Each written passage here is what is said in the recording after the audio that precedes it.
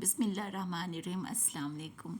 दूध के डब्बों से आज हम एक ऐसी चीज़ बनाएंगे कि जिससे आप अपनी सारी चीज़ें ऑर्गेनाइज़ कर सकते हैं, अपने घर की अपनी तमाम चीज़ें।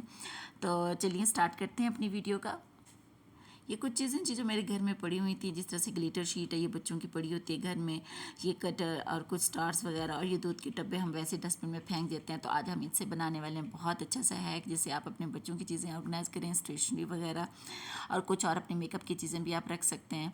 तो आप एक दूध का डब्बा ले लें, दूध के डब्बे के ऊपर आप इस तरह से स्केल को रखें, स्केल से आप मेजरमेंट्स ले लें और उसके बाद आप इसकी कटिंग करना स्टार्ट कर दें।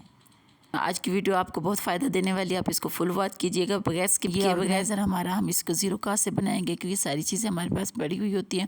और उसके बाद आप अपने मैनेज करें, घर की सारी चीज़ें रखें और बहुत आसानी के साथ, और अपने पैसों की भी बहुत ज़्यादा बचत करें।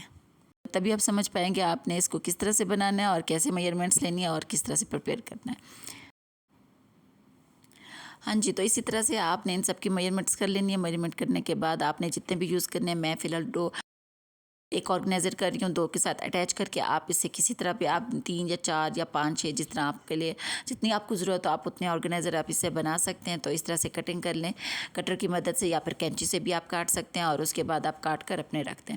और कटिंग करने के बाद ये कि आप इस तरह से इनको पेपर चढ़ा दें, कोई सा भी पेपर, मैं कागज़ का कोई सा भी पेपर इसमें यूज़ कर सकते हैं जो आपके पास पेपर यूज़ करिए। आप दूसरा गिफ्ट पेपर भी यूज़ कर सकते हैं और जो आपके पास इजीली अवेलेबल हो आप उसका भी यूज़ कर सकते हैं। इसके अलावा शाइन ग्लिटर ग्लू, आप उसको भी खूबसूरती के लिए कुछ स्टार्स वगैरह वो भी यूज़ कर सकते हैं, ताकि आप इसकी खूबसूरती में और इजाफा करें।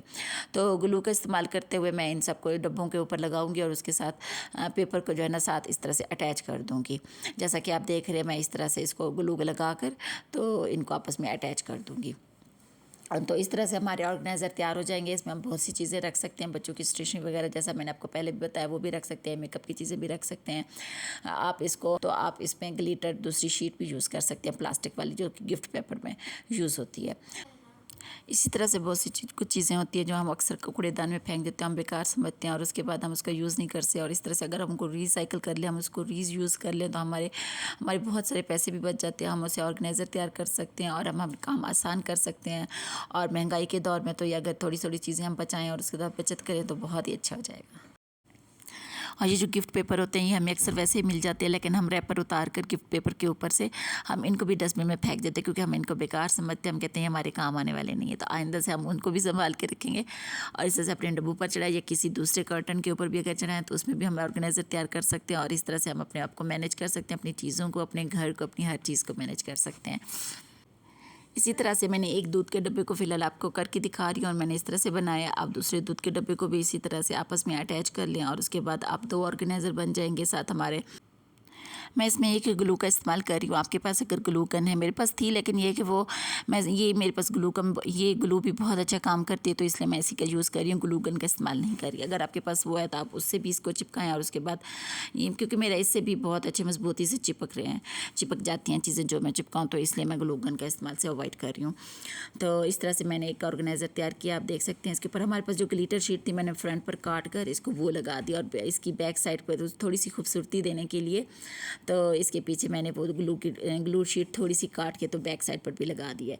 तो आप देख सकते हैं कितना अच्छा ऑर्गेनाइज़र डबल साइड मेरा तैयार हो गया। और उसके बाद ये थोड़े से स्टार्स मेरे पास पड़े थे, ये भी मैंने इनके ऊपर लगा दिए, तो इनकी खूबसूरती में और इजाफा हो गया। इसमें मैं ये बच्चों की चीज़ें होती हैं छोटी छोटी, इनको संभाल के रख दिया करें। हम क्राफ्ट बनाते हैं ना, तो ये बच ही जाती हैं।